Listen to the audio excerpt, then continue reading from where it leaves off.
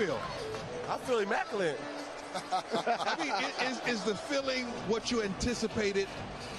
Bro, it's unreal. Like, I see my brother win a championship, and I watched him, and I cried when he won a championship because I was so happy for him.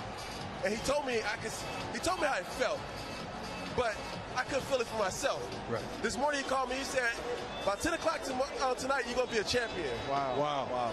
And he's here. And he's here. On the field. He's here on the field the whole time. I saw him before pregame.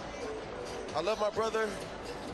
Some people may not know. Tell them who your brother is. My brother's Michael Bennett from the Seahawks. Yes. I'm a champion.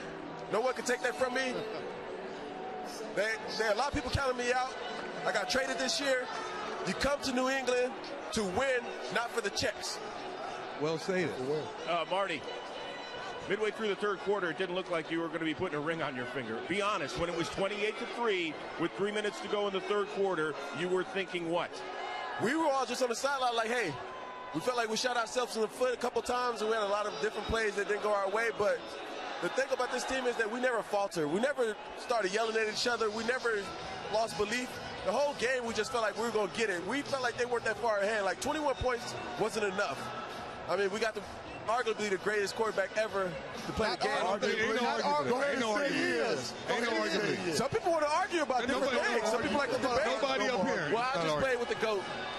You know what I'm saying? I'm the black unicorn, and the GOAT hangs out. We need to build a ranch. Marty, What was said at halftime? That's what I want to know. What was said at halftime? That's the thing. Only thing that was said at halftime was just adjustments. There was nobody giving no team speeches. What was the adjustments? Well, we felt like we had to get the ball. We fumbled, ball security. Right. You know, we want to get ball upfield, make a couple more plays.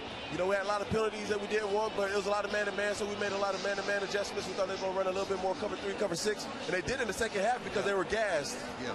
We knew when we came in that they were getting tired at the end of that second quarter. We just wasn't able to put the points on the board that we needed.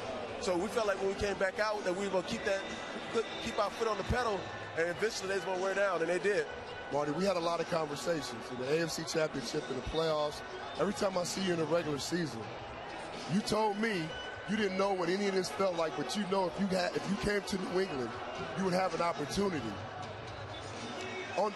Just take us through the voyage. Man, I started second round pick, played behind one of the greatest tight ends that ever played a game, didn't really get in the game, frustrated.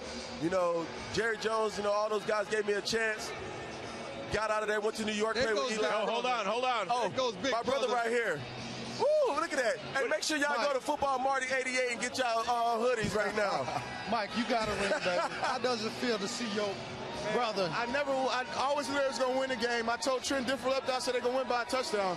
So I'm just super excited for my brother to feel this moment. Everything you do in the sport is to get here. If you ain't trying to be a champion, you ain't trying to do nothing. And I'm just happy for him, man. I can't say it in too many words, man. I'm just happy for him. Champagne on you. Champagne. I already bought 100 bottles already.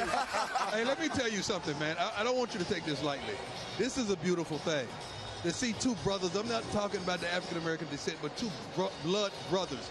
They're supporting each other. No jealousy, no envy. This is huge. I love it. I really, truly love it, man. Thank you, man. We never competed with one another. We always pushed each other in all facets of life. Like, he wants to be the best dad in the world. Amen. We push each other to be the best dad, best brothers, best sons.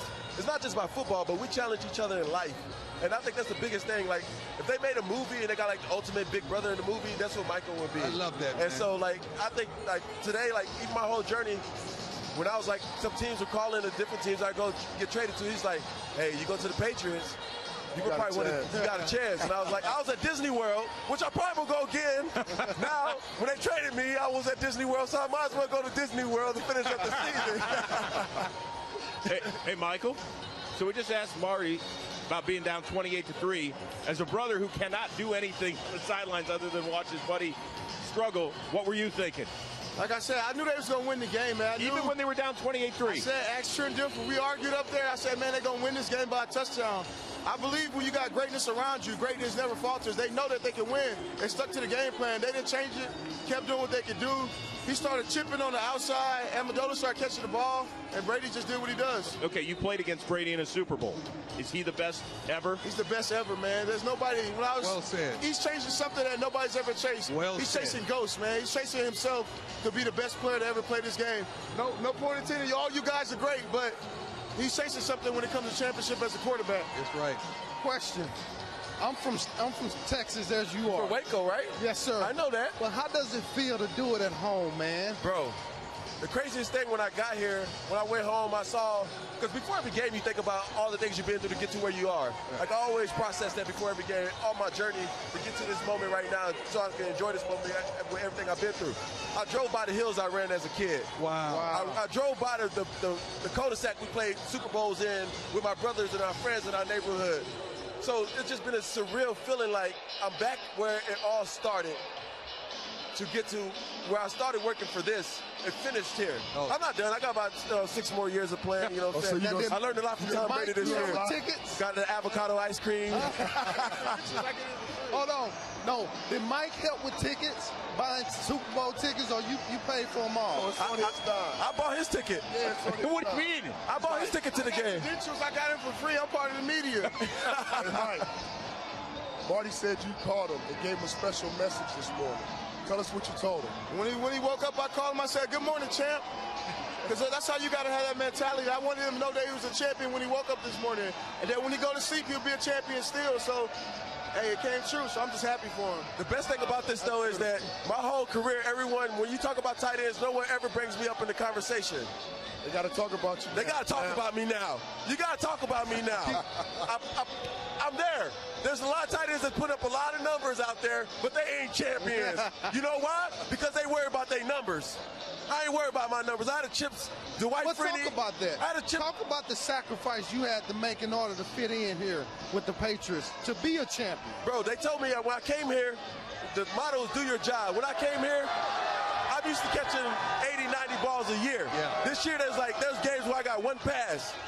But you know, my teammates appreciated it the whole game. Like, hey, Tom Brady, like, hey, you're doing a great job chipping. Right. Oh, we need help on Dwight Freeney. I got you, coach. I ain't worried about getting the ball, but when the ball come our way, I'm making the plays.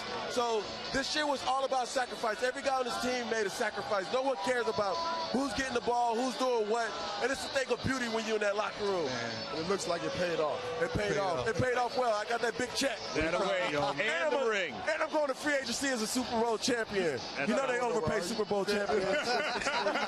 Martellus, Bennett, congratulations. You and Michael go celebrate.